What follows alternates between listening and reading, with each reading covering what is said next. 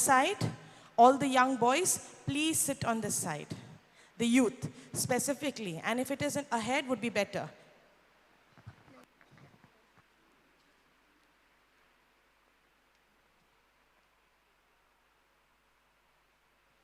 Another thing, please take care of your belongings. We are not responsible if they are lost. We have tried in our capacity with CCTV cameras and everything, but if you all are not taking care of it, please, we cannot be blamed. Thank you very much. It's on, brother? On. A very good morning to all of you. Good morning, my young ladies and young men, and my parents who are with me. Today I'm here to give you a little, maybe a few steps or a few ideas how we can make the relationship within ourselves a little better. First of all, with God and me, with one another, and most importantly, with our elders, with our parents. At this age, I'm talking mainly to the youth, but I think we could even go back into our time, the adults, and think, okay, if there is something wrong somewhere, let us put it right now. Ask the Holy Spirit to burn all the differences and put it right. At this age, all of us think, okay, I know quite a lot of things, and why do I need someone to constantly tell me, do this, do that, do that? I've grown, my body is grown, so many changes have taken place. I can understand things. I'm studying so much of science and history and geography and philosophy and everything. And what is this? My parents are no longer like, those loving parents. Today they've become like the warden of the dormitory. Do this, don't do that. Do this, don't go here, don't go there. And this creates a little anger at times. A little, if you want to keep that distance, thinking that they are old-fashioned, they don't understand. Some of them don't even know how to swipe a screen maybe. And they ask them, what is this? Even to add a contact, they come to you. So these people don't understand anything. And why are they after me? I know so much. So let us just see why our parents are telling us things. One basic line I would like to begin with is, because your parents love you, they are correcting you. So if you get this line clear in your mind, if anybody is correcting you, it is out of love. You will see so many people here and there and everywhere. Is everyone coming and telling you don't do this and don't do that? Most of the time, no, because they have no concern for you. They know you are somebody's daughter and someone's son or whatever. But the ones who are close to you, your parents love you immensely and they want to see you come up in life, want to see you well settled, want to see you somewhere great someday. So they try different ways and means to maybe put across this message to you. And that's why here and there, all the time, they are actually correcting you, which you may not like. Now let us look at some of the ways they are correcting. You may be remembering times when your parents have made you sit by their side and told you something nicely. Any of you can remember things like this when your parents have sat with you and tried to make you understand? Okay. There are other times where they have been a little strong in their words and said, you must do this and you must do that. And maybe when you were young, you might have even got a little punishment from them. There are still more times when they have been yelling and screaming at you. And it was really harsh, very cruel, those words. And there are still some more times when they have compared you with somebody. It could be your neighbor, it could be another sibling of yours, it could be a friend of yours, and now the minute they have compared you, and they are repeatedly telling you this, now there is something happening inside. There is anger getting built up. Why do I have to be like that person? Or who is she? Why should I look at her or look at him? And now there are two things happening at this time. Firstly, you don't like this thing coming from your parents, and at the same time, you start developing a little hatred to that person with whom you are being compared. I had something like that in my life too. There was another cousin of mine who was almost of the same age, and this mainly happens at that time, When two children have been born in the family, maybe the brother's daughter or the sister's son or whoever, and they are almost the same month or the same year, 2, 3 months difference, they are both growing. And then there is comparison everywhere. See, they are eating more, see, you're not even eating. Or look at them, they are growing tall and you are there. Or see how well they are studying, look at her grade, look at your grade. Or see, she's so active in sports and this and that, and what are you doing sitting at home? So all the time you are being compared. But I'm just coming to what I started again with. This is one of the method the parents use to put their message across to you that they want you to do something. Like how they would sit and nicely tell you, or maybe they would scream and yell. Comparing you with someone is just like giving an example. Like if I would be teaching in school, maybe I'm talking about circular motion that takes place in the universe. Now the children can't understand, so maybe I have to give them examples of the blades of the fan going around, or maybe the tire that is of the cycle or of the bike. So if they can understand this going in circles, now they would understand how the planets are going around the sun, something in circular motion. So I am giving an example of what they can see here, just to put my message or to clear the concept of what is happening in the sky. So like that. Your parents want to tell you, see, we want you to study well. We want you to concentrate on your studies or to take up the hobbies that you have. Maybe you have a talent for music, you have a talent for painting or swimming or sports, whatever. Don't waste your time with this or that you are doing. Please try to do something. But how will they tell you? They have tried different means. Many times, parents use the means that were tried on them by their parents. And maybe those were the methods that worked for them. So they think, oh, my father did it this way. He put me right in this way. So let me do it for you. But times have changed maybe. And in the olden days, they used to make them kneel down on salt.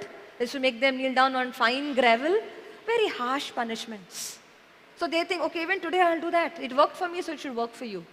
And times have changed. You see your friends not being corrected at all. You see that they are going around carefree. And why should I get all these doses? So that is where the bitterness starts. So here we are to get this bitterness out and to make our relationship better, in fact. Okay, so coming to this comparison again. Now, if there is anything like this within us, it hampers the relationship to get stronger. The minute there is some anger, there is some unforgiveness, there is some hatred dwelling inside you, no matter what your parents are trying to tell you, the message just doesn't go. There is no bond. So to make that or to create that bond between you and your parents, at the same time between that friend or that cousin or that neighbor or that sibling, whoever it is, with whom you've been compared, there are two things that you can do.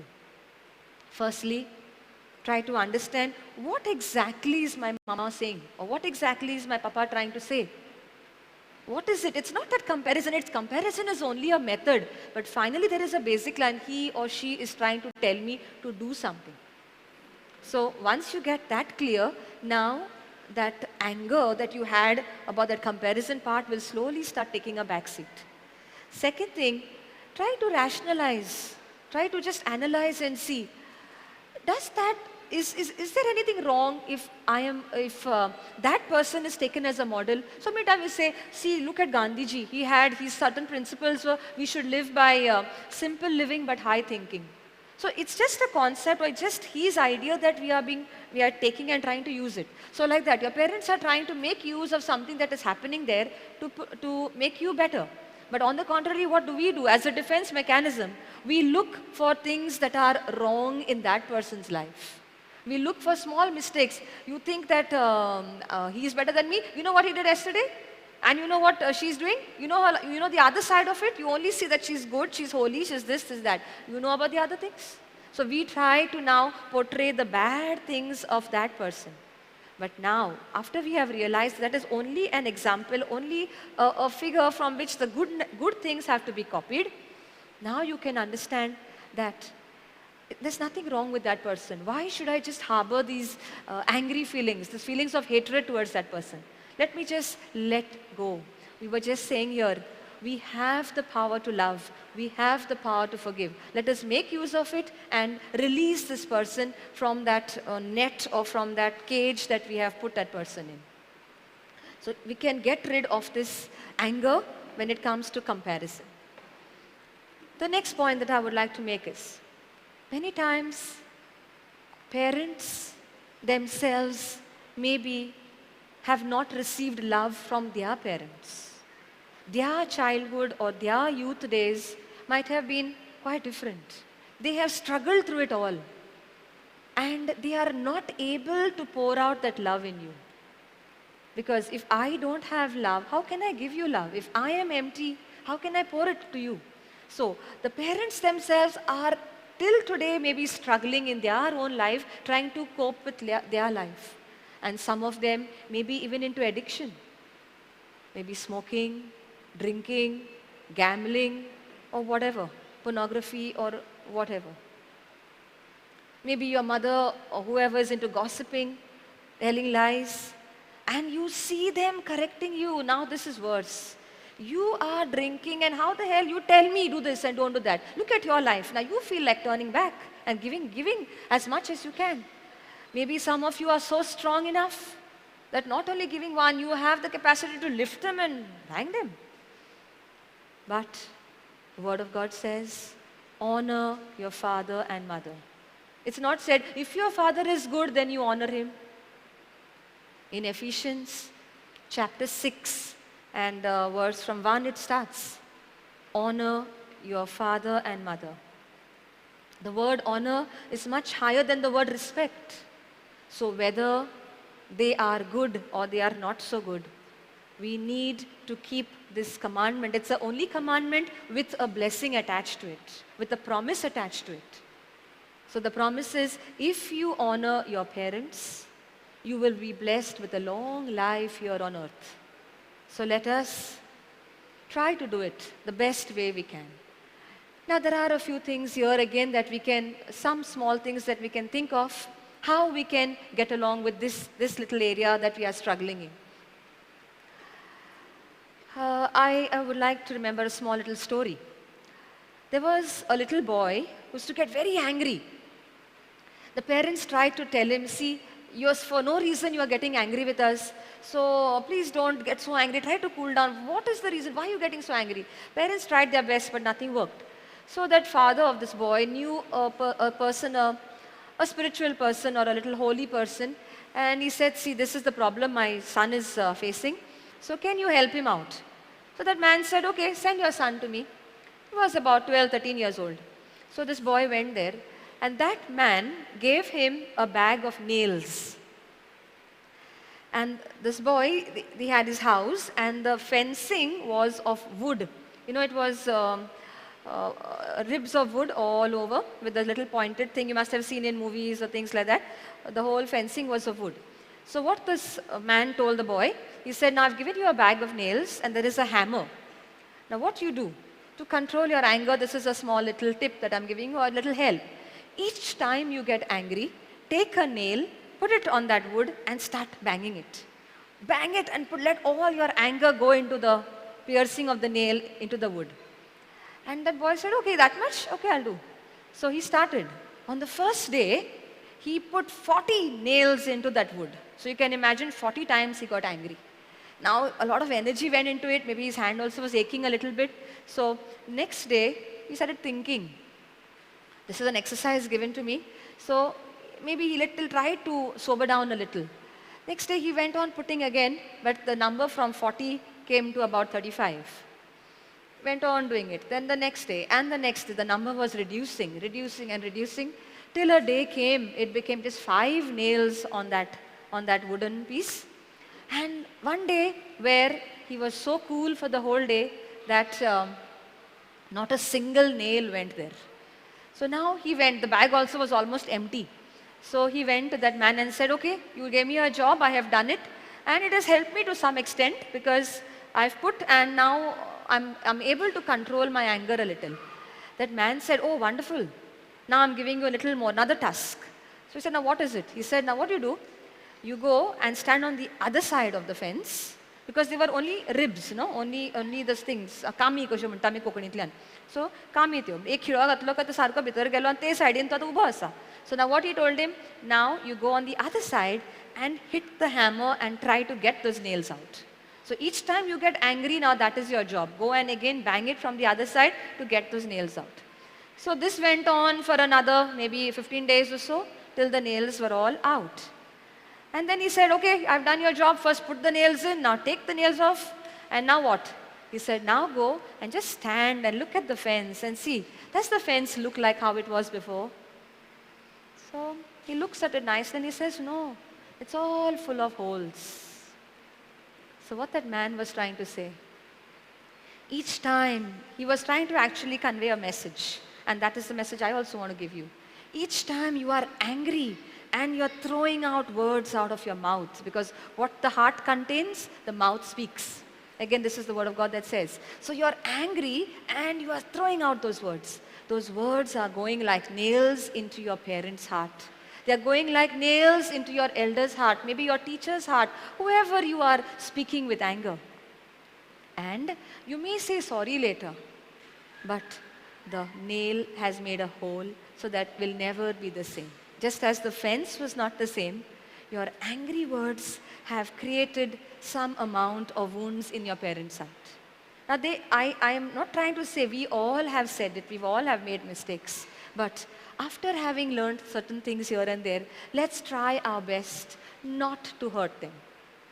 And if you do hurt them, don't allow that hurt to fester and remain there till it gets, 2 days have passed. Now how to go and say good morning mama, or how to go and say good morning dada. It's so difficult.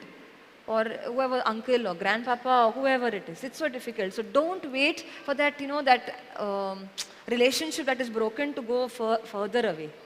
As it is over, try to forgive, try to love instantly. Make it a habit. Initially it's not possible. But if you start doing it, the minute that thing is over, go and say sorry, finish it off. The word of God says, do not allow the sun to set on your anger. Does the sun set after 5 days, 10 days? No, it sets every day.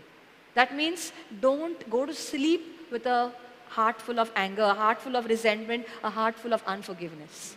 Before the day gets over, somehow try to make up, try to patch up. Now this is not only with the parents, with the siblings at home. In the olden days, there was a nice practice when they would say the rosary at home, all the whole family. At the end, you had to take blessing. Now we still take, but this was what the younger one, supposing that is a child who's 3, he had to take blessing from his older sister who's 5. And the one who's 5 had to take blessing from the one who's 7. And the one who's 7 had to take from the one who's 9, because there used to be a big family, a happy family. Now we are just 1 or 2. But at that time, the parents would notice, if that 3-year-old is not taking blessing from the 5-year-old, that means there is something wrong. So why are you not taking? No, I don't want to talk to him. Then they would resolve it. So during that little time of prayer, at 7 o'clock in the evening, whatever has gone wrong throughout the day was set right at that time. And this is how we used to say, a family that prays together stays together. It's not just staying under a roof, it is staying with love, staying with that bond that is there between us. We need to have that affection, that love bond. So just being there, okay, you do what your things, your friends I don't like your ways. No, we are supposed to be one. Try to adjust, try to endure maybe whatever we can in the best way with God's grace. Now when it comes to this anger again, there are some of us, or they say, these are just a few sayings here, there are people who have anger in their toes. So by the time that anger climbs up and reaches the head, it takes a lot of time. But there are some whose anger is in the nose. So you can imagine it just shoots up. For every silly thing, they are getting angry. And this is the age. Okay, adolescents, we would say, or the youth, because there are lots of changes happening inside us. Physically, emotionally, sexually, we are getting attracted to the other sex, opposite sex. At school, there is so much of pressure. Those who are in the 10th, those who are in the 9th, or even at the boards, 12th standard, study this, that, you have to get this percentage. At school, the teachers, the headmistress, the headmaster is bombarding you, extra classes, this, that. You are just finding it difficult to cope up with all the things that are happening. And here, the parents are acting like wardens. Do this, don't do that, don't do that, don't do that. How to actually get along. And then those emotions are just going wild inside. So that anger that is coming, we just tend to blast it out. But we need to control it. Those of who have just maybe passed your 10th or who are in the 10th, you'll understand there is a hormone that is released in our body when we are angry. And this hormone called adrenaline has a direct effect on the heart. It makes the heart beat faster. It increases your breathing rate. All the blood from your digestive system is sent to the muscles because it is a hormone helping you to fight or to flee. So we call it a hormone of fight or flight. So now, the minute you are angry, you are putting your whole system under tension. And if you are getting angry for the least thing, as I said, if the anger is in the nose, it's rising up every time. So what you are doing actually, it is like a slow poison for your own system. Your heart is meant to serve you maybe for the next, what if you are 15 today, for the next 80 years. So may God bless you with the age of 95. But if you are going to make your heart overwork, you know, any machine, if it's made to overwork, definitely it will not give you service till 95, maybe it will stop at 75. So by getting angry, by putting extra load, extra work on the heart, you are yourself reducing your age. So God is blessing us to be at peace, to be in a love relationship, not to get angry. So why this anger is coming, we can try to analyze it. Ask the Holy Spirit. You will have anointing time, worship time. Put it forth. Ask the Lord, reveal to me those areas where for silly things, my anger just shoots up. How to control it. Now, again about how to control, if supposing you are in the, I'm just giving an example. Supposing you are standing in the hall or wherever you are and your mother is giving you a good dose. Now, there are some people who, when they are angry, they just pick up whatever they have and they throw. I have sometimes parents coming and telling me, teacher, to khurcho aptun marta, to TV tane foldali asa, a young boy of the 9th standard or 10th standard. So, if supposing I'm holding something, if I am, if I want to fling this book now, I'm angry and I want to fling the book. If my fingers or if my palm is open, only then I can hold it and throw it. But we give this tip to our students, the minute you get angry, first thing, clench your fingers. Now, not to go and give blows to somebody with this clenched fist, but the minute you touch, I want to throw this book, but I'm touching that book, it's not coming. So I'm not able to pick up anything and throw at that time. So that is the first thing. Sometimes some say count numbers. Keep on saying 1, 2, 3, you're angry, but let that anger just die down. These are small tips, okay? I'm just saying it's not for the adults, it's only for the youngsters who need to take control. Another thing is you can move out from that place. Now when I say move out, I'm repeating, I said move out from that place. I'm not saying move out of the house, please. Move out. If you're getting this dose in the hall or in the bedroom or in the kitchen, move out from the kitchen, go to the next room. Move from there, go somewhere else. I tell my students also say, teacher, ती करीत असता ती. But किती करूया बाबा? Teacher तोंड का मी बंद करू शकना. Okay, we cannot shut our mother's mouth, we cannot change. I'm coming to that point later. But you move there. She will see that you're not there. How long will your mother go on? Maybe she will stop. Because she can't talk to the walls. She may come there. The minute she comes in, you also move somewhere else. Somehow for that little while, let her anger subside and let your anger also subside. Finished. Then when she's also in a better, cooler frame of mind, she will talk to you and you'll also be able to take in whatever she's trying to say.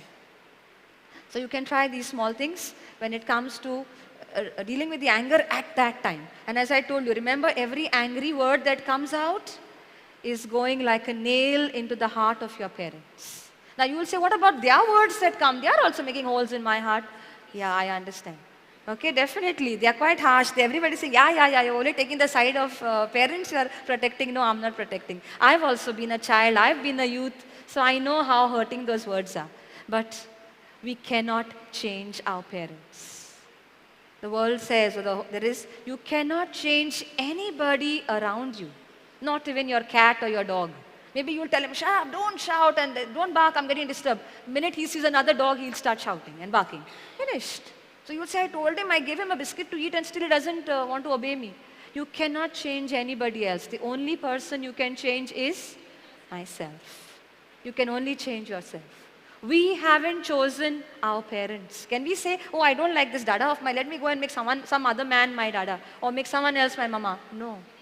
God has destined us to be born to our parents. So now what we can do is change ourselves. They are not going to change. And maybe your dada is 40 years, 50 years, 30 years, whatever.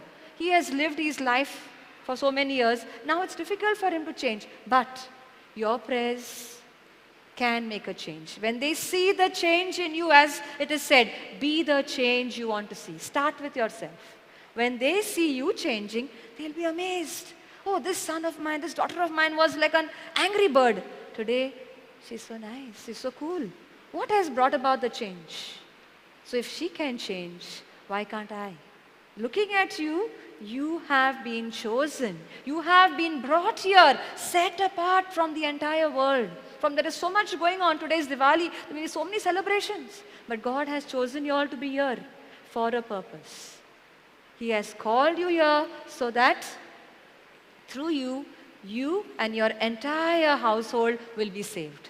So let us remember that we have a purpose. We are a part of that jigsaw puzzle. If I don't do my part, you know the jigsaw puzzle, it has so many bits and pieces. If I don't do my part, the picture remains incomplete. It doesn't look good. So God has chosen us to put things in order first in our lives. And then from here, our parents will look at us and change. At the same time, you can start speaking the scriptures. Whatever you want. There are solutions. Yesterday we have seen in the Holy Bible, there are scriptures and there are solutions for each and every situation of our life. So if you start confessing these scriptures every day, each time you see something, do not speak what you see. Speak what you want. Maybe, I'm just saying examples I'm giving here and there. Maybe there is poverty in the family. Maybe there is a parent who's an alcoholic. A mother who's a gossiper and goes around, doesn't do anything much. You are angry with her behavior. But when you start saying, the Spirit of the Lord is on my dada, is on my father. My God himself has anointed him. The word anointed means we are breaking the yoke of the devil. Whatever the devil has kept him caught up into, that stronghold of the devil, be it alcoholism, be it pornography, be it cigarette smoking or whatever, it all gets cut. It gets cut. Because you are saying the scripture. It is the living word of the living God. It is active. You heard Gwendolyn telling you today. It is active. It is energetic. It is alive. It is operative. It's not just the word that comes and goes in vain. God says, my word will never return void. It will go to do the job that it has been sent to. So if you are speaking the scriptures, you're going to learn a lot of scriptures here. Please see that you don't forget about it. That white book, take that white book, take the CDs and try to fill yourself with the Word of God so that you are able to change your lives, at the same time change the lives of your parents.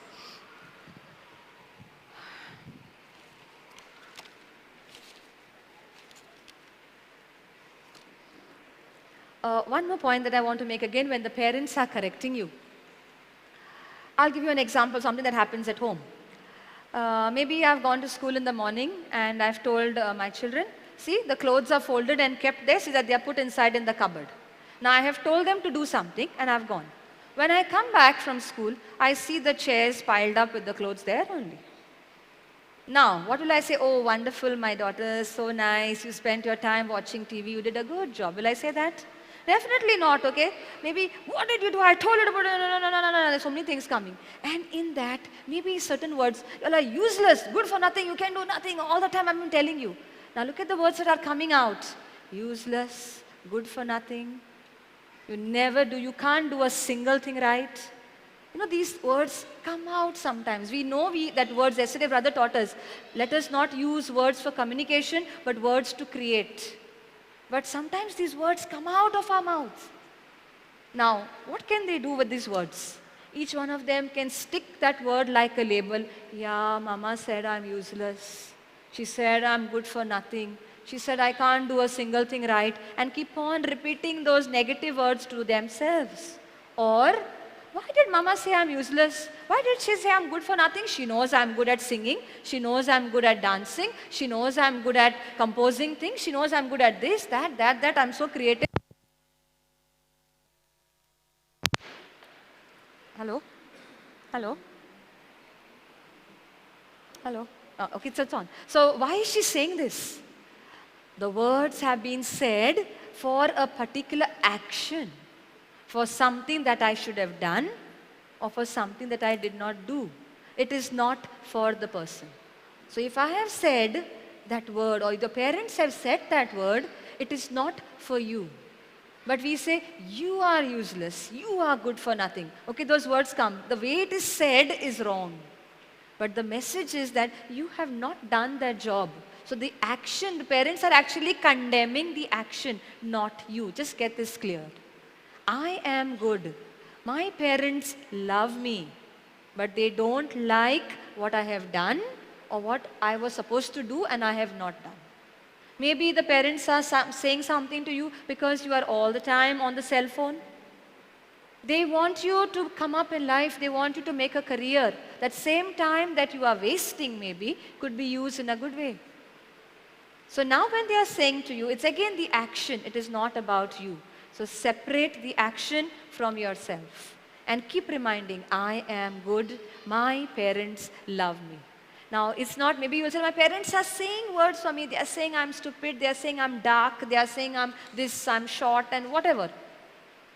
But above the earthly parents, we have a heavenly Father who has so many things to say about us. Maybe your parents have not got those words, so they do not know to use those words. They are just using the word that were used by their parents. So what are those words that our Heavenly Father is saying about us? He says, I have made you in my own image and likeness. I love you. I have formed your innermost beings in your mother's womb. I'll give you the scriptures at the end. Jeremiah 1:5, chapter 1. Verse 5 says, before I formed thee in the womb, I knew thee. So even before I was conceived in my mother's womb, God knew me. And before thou comest forth out of the womb, I sanctified thee, and I ordained thee a prophet unto the nation.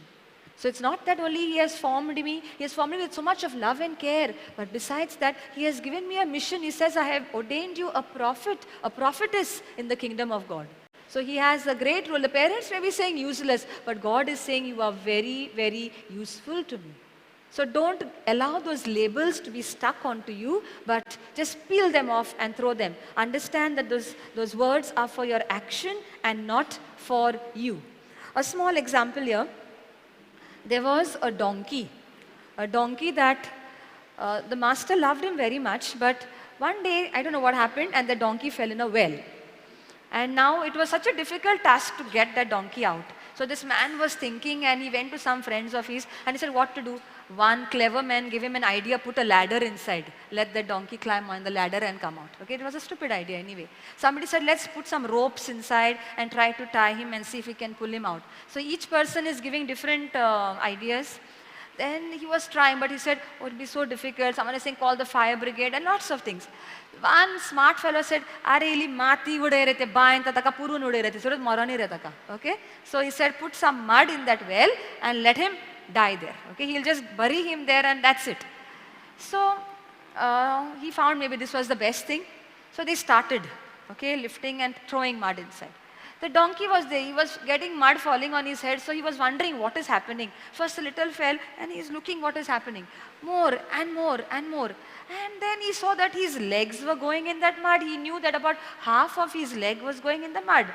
Although he is a donkey, he is such a stupid animal, yet there was something that clicked in his mind. He said, if I just put my leg up and start stamping that mud and try to make that mud go under my feet, maybe I can rise above it. And each time more mud was coming. Now not only the mud that is below his feet, he started shaking off like that, throwing it off, shaking and dusting that mud off. And like this, the mud fell off and he started standing on it and standing on it. The well came to half the level. And they're throwing more mud, not realizing what is happening inside. They're continuing throwing. Finally, there was just a little distance between the top, the rim of the well, and the mud. And this donkey took a jump and he was out. Okay, so what was meant to destroy him? The mud that was thrown to bury him and keep him there, he used it for a purpose where he could rise or raise himself up. When those negative words come from your friends, from your parents, from your neighbors, don't take those negative words and get drowned inside. Shed them off, shake off, throw it off, dust it off, and rise above it and live a happy life. Don't allow those stupid things to stick onto you like a label. Dust it off, remove it, peel it off. I tell my students, teacher, to maka chaaleta, to maka ashe manta, to maka tashe manta.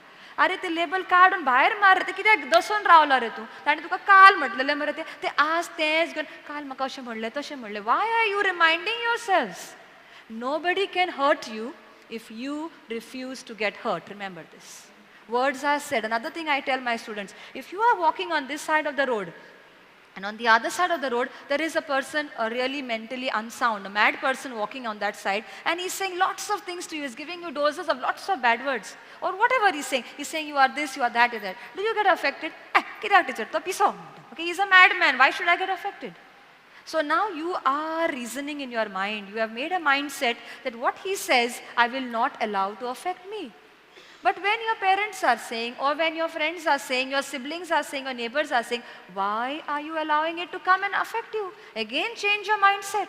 You can make a change in your mind and start the whole change inside. If you don't want someone's words to hurt you, you can refuse them. So, when that person is saying, you say, I am a child of God. I'm special. I'm unique. I'm incomparable. I'm a child of the Father. Whether I'm tall or I'm short, I'm dark or I'm fair or somewhere in between, God loves me the way I am. God has created me in His own image and likeness. So why should these words affect me? And where will you get these words? In the Holy Bible. Start reading those scriptures. Fill yourself with the Word of God. Then nobody's words can affect you. I was told the same thing. Not in my youth, but now, somewhere about 10 years back, I was getting affected by the words that were coming from my family members. And I used to feel so bitter about it. We are all listening to the Word of God, and why are those words affecting me? And then someone told me, do you have the Word of God inside you? If you have God's Word inside you, the words of the world will not affect you. And that made a change in me. I started filling myself with the Word of God. And that is how the other words were just a background. Each time those words came, I would speak the Word of God. Now, what the words come from the world are actually the words of the devil. And the devil is a liar. Each time he's telling you your parents don't love you, it is a lie of the devil. So don't fall for these lies. Now you have to put the truth in the devil's mouth and shut his mouth. If he is opening his mouth and barking, you have to shut. आम्ही कोंकणीन म्हणटा ताच्या तोंडान तू एक गुड्ड बसोंक जाय, गुड्ड मारूंक जाय. तो गोगता न्ही, कशें बंद करूया ताचें तोंड, गुड्ड मार. आता गुड्डो कसो मारतलो? He is telling you a lie. You have to put the truth there. And what is the truth? The truth is the Word of God. So you fill yourself with so many scriptures that as the lies are coming in your mind, you have to counteract it or strike it off with a truth. And you will get these truths in the Word of God. So keep on filling yourself. There are different means. Now those of you who have your cell phones, they are smartphones. Use them to become smart for the kingdom of God, not in the worldly ways. Again, this is one more reason why the parents start correcting you. Sometimes parents say, don't use the phone, don't be on the phone, don't waste your time. It's not only that, they are concerned, they have a little worry or a little fear in their heart. What will happen if my child is glued to the phone for too long? It's not just the phone, but there are so many things. When we were young, this was a sentence or this was a saying, show me your friends and I will tell you what kind of a person you are. Show me your friends and I will tell you what kind of a person you are. Now it is, show me the sites that you are going through on the phone and I will tell you what kind of a person you are. If you are looking at those wrong things, then maybe even your whole mindset, we needed friends to spoil us. Today one cell phone is enough to spoil the youth. Because there is so much that is packed into it. And these social media, that is like Facebook, WhatsApp, Instagram, there are children who are putting their photographs on that. The parents again are concerned. Those photographs could be misused. You never know. You have so much of this technology where somebody's head and somebody's body could be linked together with Photoshop and so many apps that are there. So you never know what can be done. You may be just sending a picture innocently, but they could be linking it with something else, which you have never even done. We had heard this some years back that one of the film star, one heroine, they had done something with her and then she had sued them in the court and all that. Today it could be happening just like that because all the youngsters are so good at the new technology that is there. So be careful when you're posting your photos on social media. With whom are you getting into relationships? Take care. There are people who are faking their names, faking their addresses. And you can be caught up in that net. And once you are in, it's so difficult to come out. So please take care. These worldly things are to spoil us. And the Word of God says, again, I'll give you that scripture.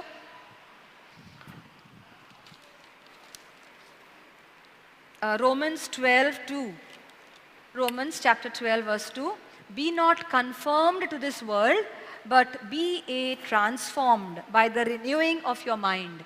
So you may be of the world, but don't be conformed, means don't be a part of the world.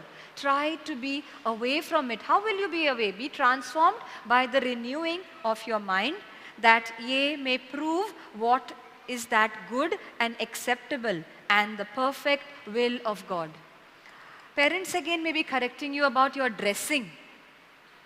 Sometimes you'll say, oh, now enough, don't come to that, huh? That is too much. We want to dress the way you look at this advertisement. There's such nice things that are coming, such good, whatever, patterns of dresses that are coming.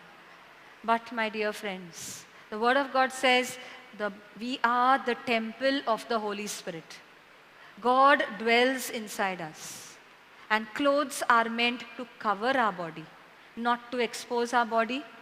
When you wear tight-fitting clothes, parents maybe say something. Sometimes they're so scared because they know if they are saying 5 words, they may get 50 words back from you. So they are even scared to open their mouth. But if they are talking to you, they are also gathering courage. I was telling my daughter the other day, this is the real time where we struggle how to bring you up. There is no book, there is no manual. All the parents would agree with me. There is nothing that we can refer to how to bring the children up. So we are also going through a state like, this is my child who's growing. She or he has his own ideas, own views in life. So how do I talk to that child? Will she get angry? Or will he get angry? So it is a struggle for both parents and children at this age. I remember I was talking to my sister-in-law when my girls were small. And I said, it's so difficult to bring them up. And she told me at that time, she said, it may seem that it is difficult, but the worst time is when they become adolescents. And I was saying, what is she saying? But today my girls are becoming adolescents, and now I realize all those parents who have either children in that age group or who have grown further, you will understand. There is that rebelliousness that comes. You just say, my child was such a darling. What is happening? But it is a time where we parents have to be patient with them. So my sincere request to the parents, these children are not ours. They have been given just to take care. They belong to the Lord, and we are their caretakers. So we cannot take care of somebody else's child unless you ask him, Father, how do I take care? So I remember when my girls were entering into the 13 years, that night I was kneeling down. It was almost past 12 or 1 o'clock, but I was kneeling down near the bed. They had gone to sleep, and I said, Lord, my children are turning into adolescents. They are moving on from children to adolescents and then to adults. It's a different phase of life, but I cannot handle it all. Give me the grace, give me the wisdom, give me the guidance how to look after your children. And I do that constantly. Each time there is something which I can't handle, I say, Abba, your children are with me, how to take care of them. So we will never be able to do it the right way. We will either hurt them, damage them, harm them. In spite of all this, we as human beings, we make mistakes. None of us are perfect. But children, have patience with your parents. And parents, please love your children and have patience with them. If you want to give them love, you have to fill yourself with the love of God. So let your link with God, parents, let the link be very strong. And children, some of the time, I'm sorry, not children, youth, you may think that my parent is a hopeless guy, okay? So now you start developing the link with God, and through your life changing, you will see his or her life also changing. So don't get angry with your parents. I keep telling you, the one who corrects you loves you. And this is another thing that I tell my children. They tell us sometimes, "माझा daddy म्हाका care सुद्धा करिना teacher, तो म्हाका पळयच ना, ताका हांव कितें शिकल्यारूय ताका पडलेलें आनी ना, शिकल्यारूय पडना, फक्त हे कर ते कर अशें सांगता, but he's not concerned. I cannot see that love bond. But I ask them, because तू कसो सांगता daddy कडेन, हांवूय ताचे कडेन उलयना म्हणटा. I also back answer him, okay, they're quite sincere with us. So that's the time I tell him, do you think your father stopped loving you only now, or your mother stopped loving you only now? When you were born, when you were a little baby, could you do things on your own? You couldn't even hold your head straight. If the mother had not put her hand under your neck maybe probably would have been broken. So from that stage, they have brought you up to 10, 11, 12, 13, 14 years. And now suddenly they will stop loving you? So get this concept out of your mind. The way they are talking to you is wrong, but the love is constant. Nobody will love you more than your parents. I remember once one father was telling us, he's saying there was a big group of children who had gone for a picnic. and all on bikes. And after finishing and they were coming, something happened. There were two on them, two on that bike. Something happened and they met with an accident and very badly injured. Now they were rushed to the GMC. And as they had gone, that whole group of 20 of them went there. So they were there for some time. Now when they went, the X-ray and this and that, all the tests had to be done. For the first half an hour, many were there. Then the parents of those two boys came there. Next half an hour, from that big number of 20, only 10 were there. The rest had gone. Another 10-15 minutes, only about 7 of them were there. And by evening, by night, there was nobody. There were only 2 friends. And who were the 2 friends? The mothers of both the boys. Okay? So you may think that your friends are there. And after that, what? 1 call and 1 missed call. Finished. That was the end of the friendship. हमें तुका miss call मारलो मरते उकलुकुत ना. Finished. Friends are friends when everything is good. But when times are bad, it is your parents who will be with you. So don't put aside your parents who have loved you for so long just because you have got a friend. The boys because you have got a new love, maybe a new girlfriend, or the girls because you have got a boyfriend. Don't think that they can substitute the love of the parents. Never. The first love is God. That love nobody can replace. But even your parents, let them be in your heart. And again, parents are concerned when you are on the cell phone because they know that you can get into relationships. So they are worried. What kind of a daughter, if I have a son, now I'm going to get a daughter-in-law. So what kind of a daughter-in-law is going to come into my house? I have brought up my son with so much of love and care. But that new person who comes, will she also love us, respect us? Now that will depend on the boy. What he tells about his parents. How much he respects his parents, that much his wife also will begin to respect. But if he himself has no regards for his parents, if he is trying to detach from them, definitely, how will the new person respect them? And my sincere request to all the young men, when you acquire a wife, okay, there are sayings like this, I don't want to say, but I'll just say.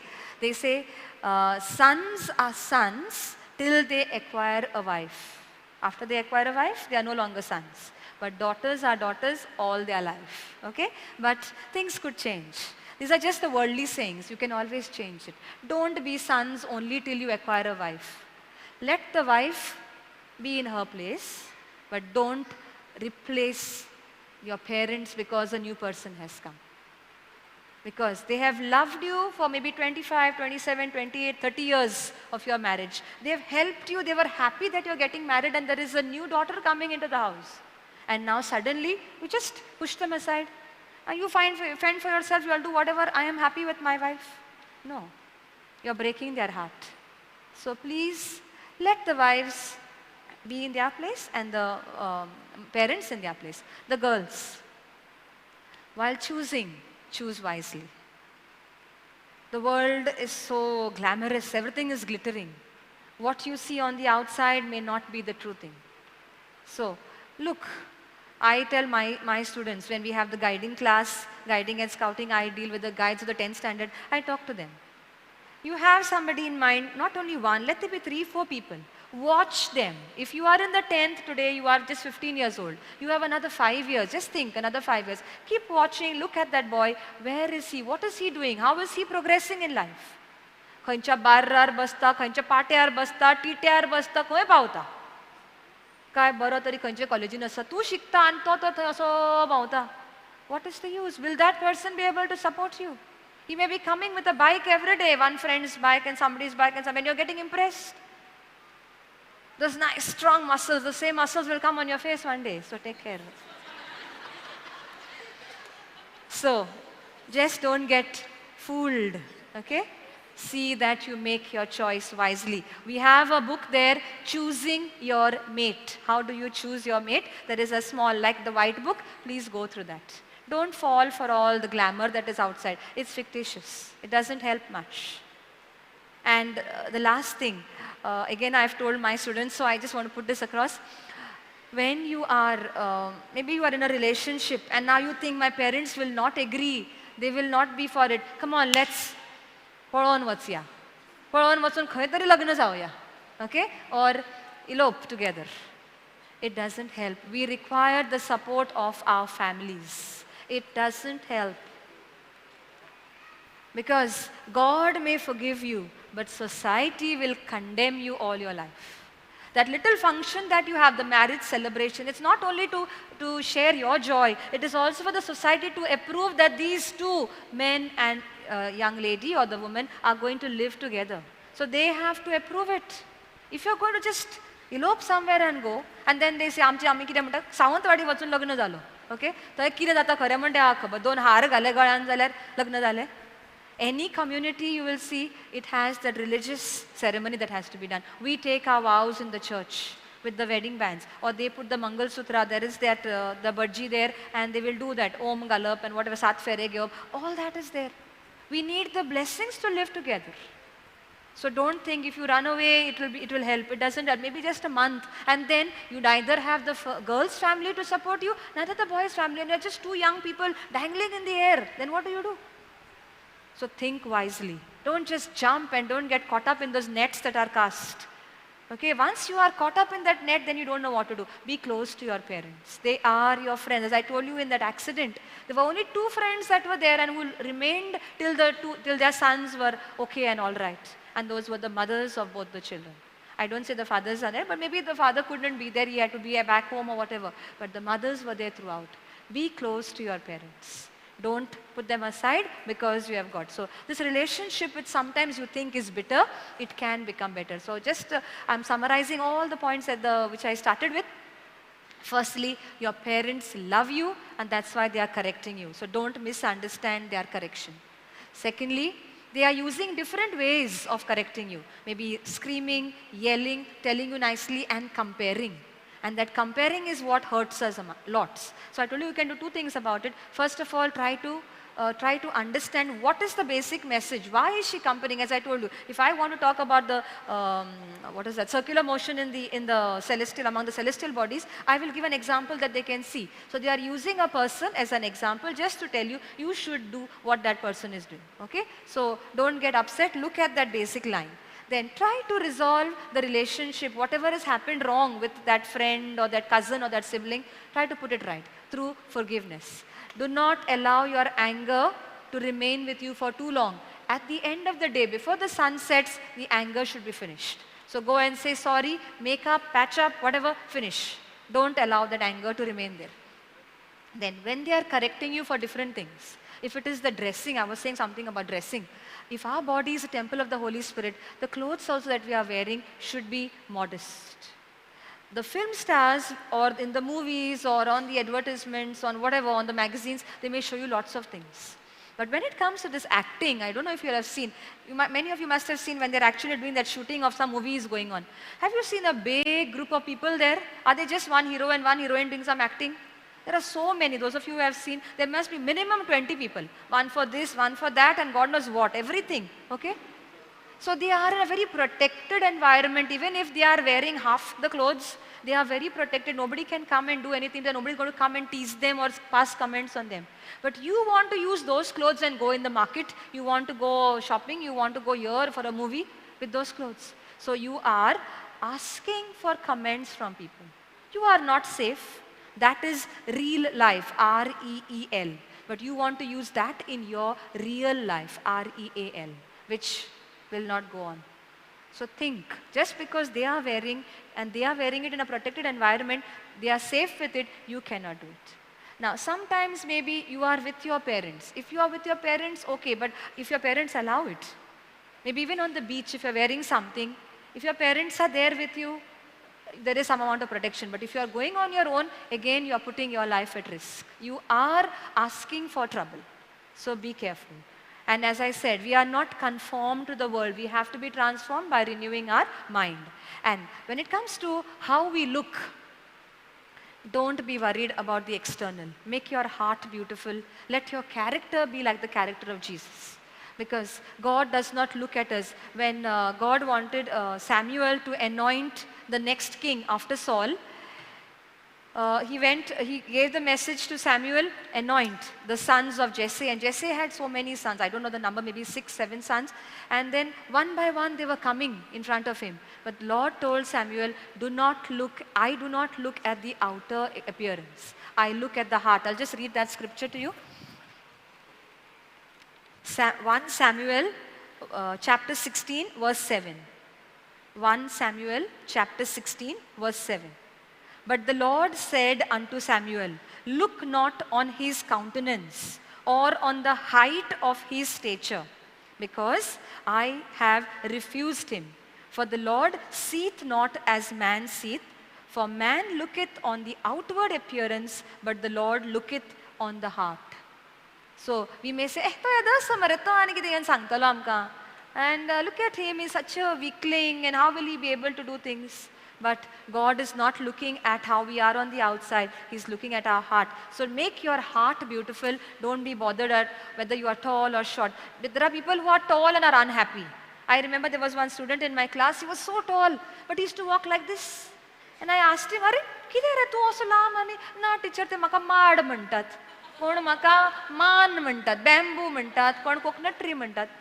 Anekta babbada also, they used to make him stand right in front, and then they had words to say for him.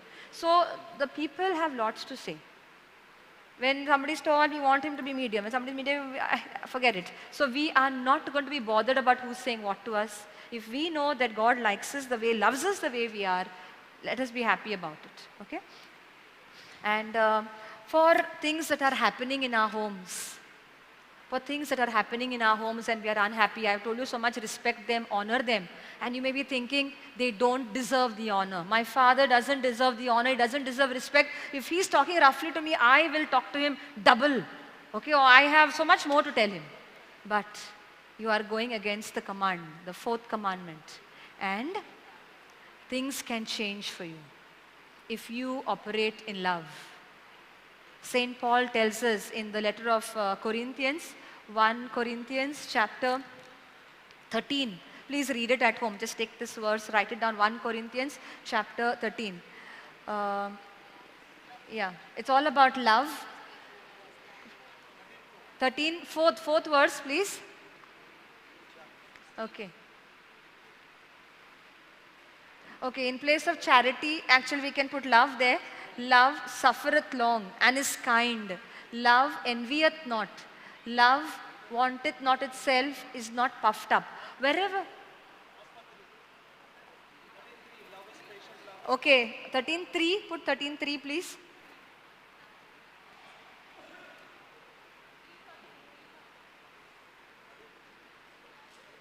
Okay, there.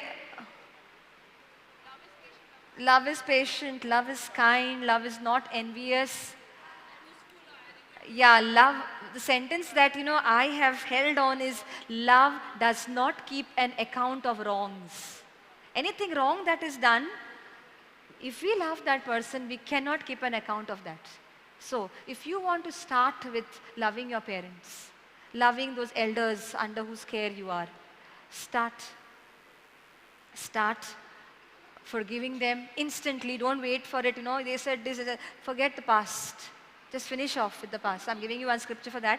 And try as much as possible to wipe that slate clean. All that they have said, all that.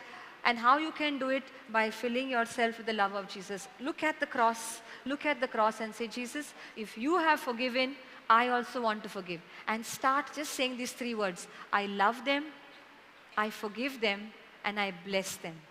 Each time you are hurt, Lord, I love them, I forgive them, I bless them. Your words are seeds. As you are putting these seeds, they will start sprouting. Yesterday we heard, life and death is on my tongue. If I am saying wrong things about them, the same wrong things will continue. 7 it is? Okay, just can you put it 1 Corinthians chapter 13 verse 7?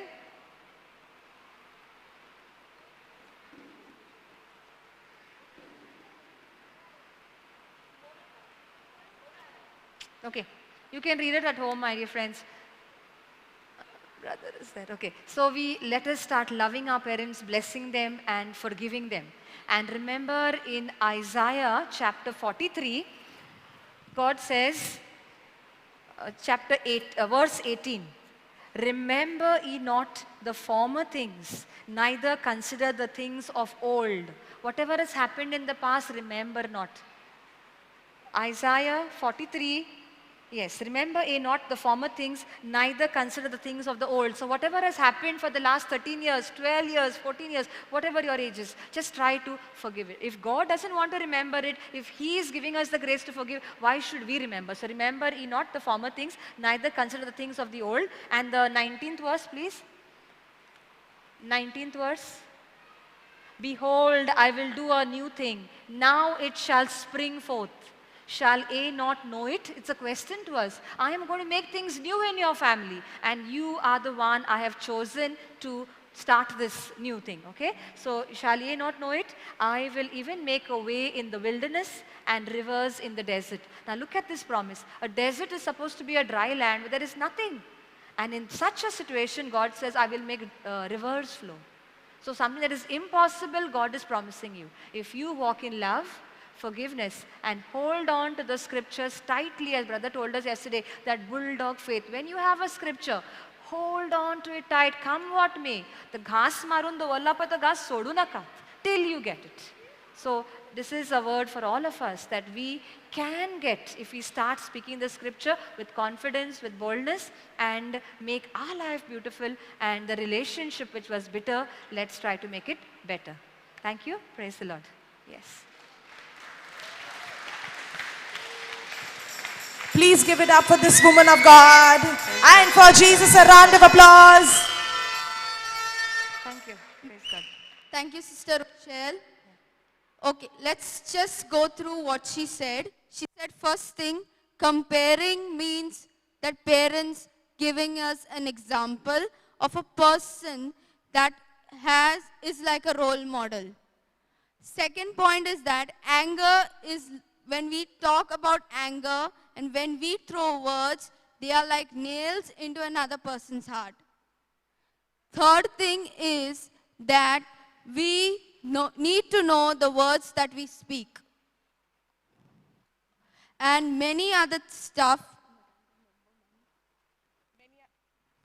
Many other things, but one very, very powerful thing. Love overpowers it all.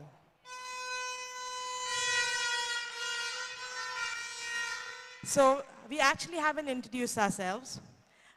We have Gwendolyn here, who's doing it, who's hosting the event for the first time.